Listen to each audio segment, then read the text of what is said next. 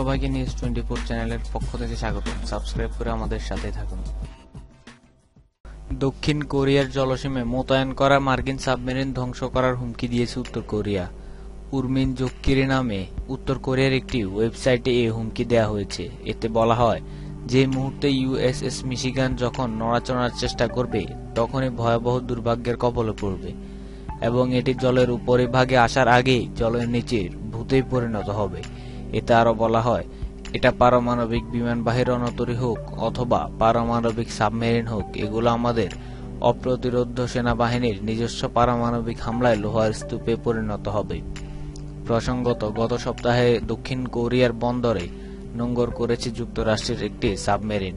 এর আগে মার্কিন বিমানবাহী রণতরী ইউএসএস কার্ল ভিনসনকে কোরীয় উপসাগরে পাঠানো হয়েছে। উত্তর কোরিয়ার একের পর এক ক্ষেপণাস্ত্র পরীক্ষার পরিপ্রেক্ষিতে যুক্তরাষ্ট্র ও দক্ষিণ কোরিয়া যৌথভাবে এ উদ্যোগ নিয়েছে।